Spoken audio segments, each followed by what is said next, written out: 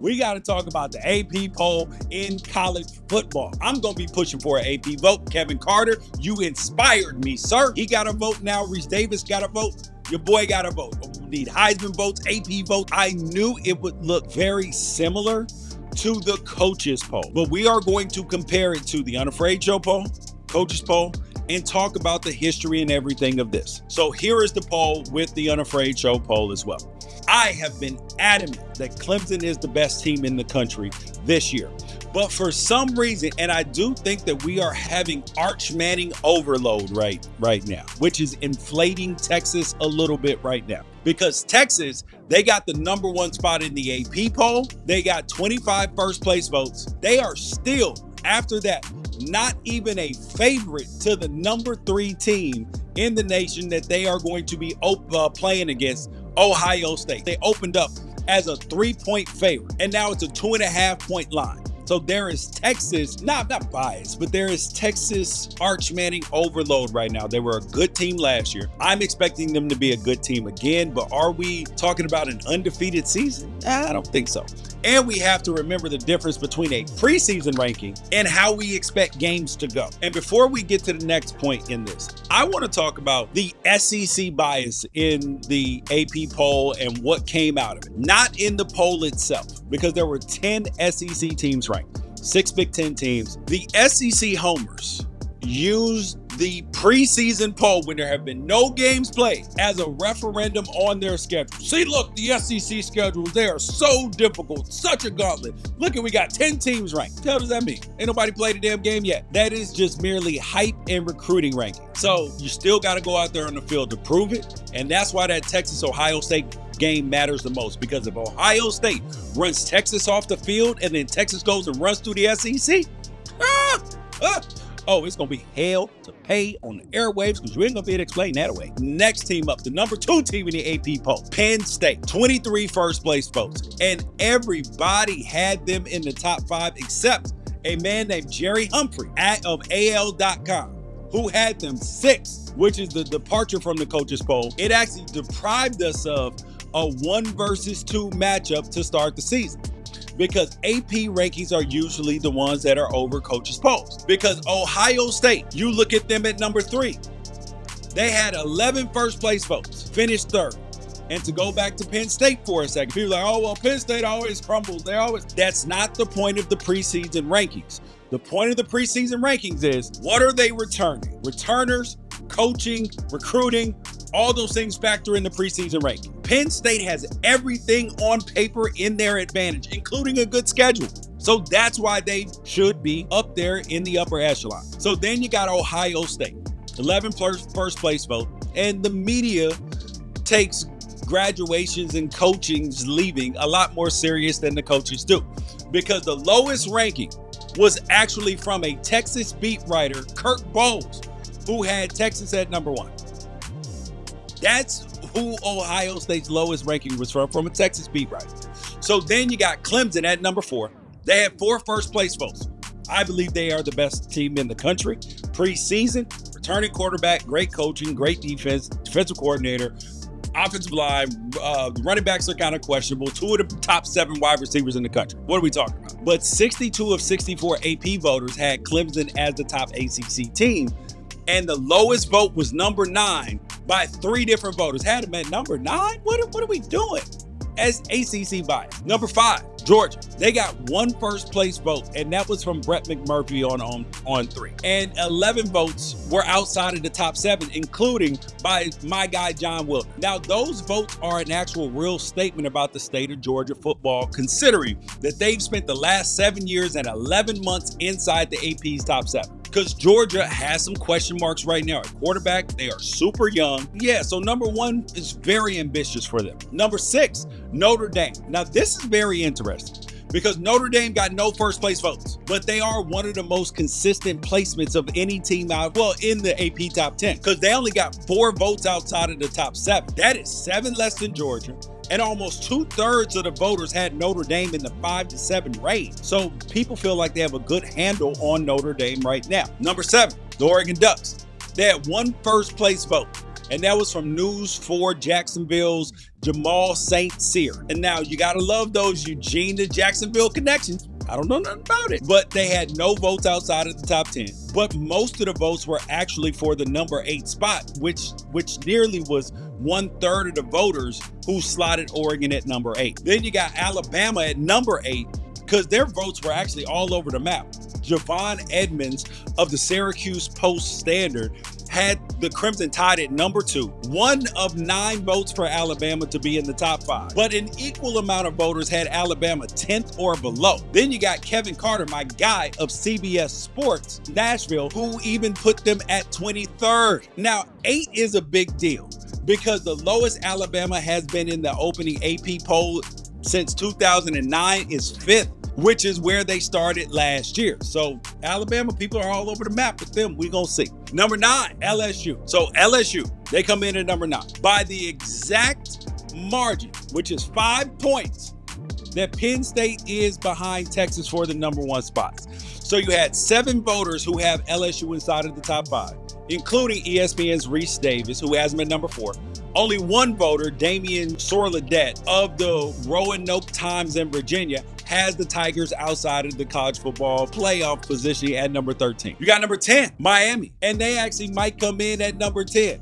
But there is a huge drop-off in voter confidence behind LSU for this number 10 spot, because the gap between LSU at 9 and Miami at 10 is almost the same size as the gap between Texas at number 1 and Oregon at number 7. Now, Miami's highest vote was number 4 from Brian Fonseca out of New Jersey, but 9 voters had Miami outside of the top 15, and Damian Sordelette didn't rank them at all. Do you realize how crazy that is? Miami didn't get ranked at all. Then you look at number 11 through 15, you got Arizona State, Illinois, South Carolina, Michigan, and Florida. Now, everybody knows how I feel about Arizona State. You see it in the Unafraid Show poll. You know how I feel about South Carolina and Michigan and Florida. Arizona State was included on 63 of 64 ballots. How weren't they on all 64? Anyways, and their highest preseason ranking since 1998. Illinois comes in at number 12, despite almost 2/3 of the voters having them outside of the top 12. And then you have 5 AP voters who left them outside of the top 25 altogether. Like, what are you talking about? 16 returning starters? And then one of their 2 top 9 votes came from their actual beat writer, Bob Asmussen and South Carolina. When you look at them, they have 2 interesting national voices that left them off their top 25 altogether. Reese Davis and Brett McMurphy. Now, I think that this team is going to be good, but they were the darlings of last year, and can they repeat it? Now, Michigan, they had people slot them in every single spot from number 9 all the way to 21. And half of the voters putting the Wolverines between 14 and 17. And then Florida over there at 15, with 16 voters thinking that they actually might be a CFP team this year, and 9 voters left them out of the top 25 altogether. So this is why preseason rankings are all over the place, because there is no consensus. So then you look at 16 through 20. SMU, Kansas State, Oklahoma, Texas A&M, and Indiana. 63 of 64, ballots had SMU on the ballot, but only 5 voters are actually thinking that they're even worthy of being inside the top 12 at all. And that's exactly where they finished in 2024. You had Bob Ballou and Kirk Bohls, who are both based out of Austin, Texas, who didn't even think that. Then you got Kansas State, who is my pick to win the Big 12, and almost 1/3 of the voters have the Wildcats in their top 15. But my guy, John Wilner, is one of 5 voters who don't even think that they're a top 25 team at all. John, what are we doing, fam? Oklahoma at 17. Now, this is a huge departure from the coaches poll, which had the Sooners at 26. Now, 11 voters have Oklahoma in the top 12 after a 6-6 season. And then you got a man out of Dayton, Ohio, Mr. David Jablonski, who has them at number 8 overall. And one of his 6 SEC teams in the top 13. He got 6 SEC teams in the top 13. What are we doing, fam? In fact, his number 13 vote went to Texas A&M, who comes in at 19 in the AP poll. You know that that Greg Sankey is sending Christmas cards and holiday messages and well wishes to David Jablonski and his ballot. Then you got Indiana. They come in at number 20 with only 1 voter, Andy Yamashita of the Seattle Times picking them inside of the top 12. Now we're going to finish up with 21 through 25. You got Ole Miss, who I do not have ranked, Iowa State, who I have ranked higher, Texas Tech and Tennessee, who I do not have ranked, and Boise State. Because you have Brian Fonseca, Craig Stevenson, they gave him a top 12 vote, but 14 voters left Ole Miss off their top 25 altogether. Iowa State came in with 1 win short of making the college football playoff last year.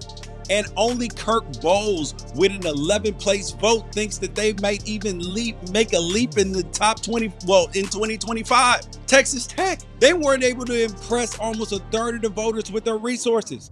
19 writers left them off their ballot altogether, but 3 had them inside of the top 12. John Wilner put them at number 11. Tennessee, CFP team last year, lost Nico Iamaleava, lost Squirrel Wright, lost guys to the draft, and half the voters left them off their ballots completely, including your boy. But they did get 3 top 12 votes? How does this make sense? And the final 2024 college football playoff participant in the top 25 was Boise State. And you saw 11 writers that actually gave Boise State the 25th spot overall. That feels like a token vote. Then we got to talk about the stuff like you got BYU at 26, Utah at 27, and they were left off of 49 and 44 ballots. Now, BYU, I'm cool. Utah, a whole different story. But that don't matter because one writer had them ranked so high that they almost made the top 25.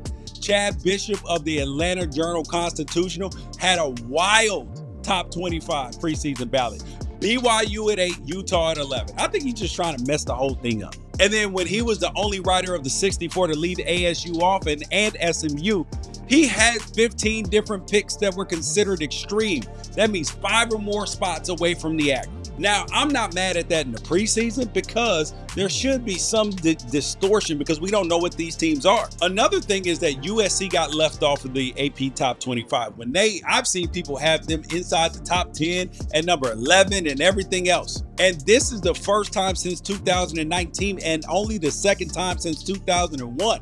Because you got Clay Helton when he was over at USC, because he got to coach another 8 games after being unranked going into 2019. And even though he went 6-2, program confidence was then so low that he had to go. Now, will Lincoln Riley be held to the same standard? Or will the contract keep him there? Now, I do want to talk about Ralph Russo, because you probably have not heard about them, because this dude is a first-time voter. And I love what Ralph Russo is doing. Because after running the AP poll for the last 20 years, he wrote a great article in The Athletic talking about what he learned in his time running the poll. And he outlined his philosophy going into this year as a voter and his strategy.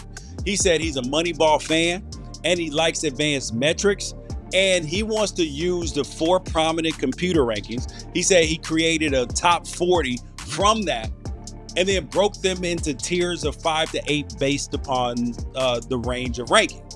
And then he included Bill Connolly's power ranking data, blue chip rankings from 247, but he said he didn't overthink the schedules.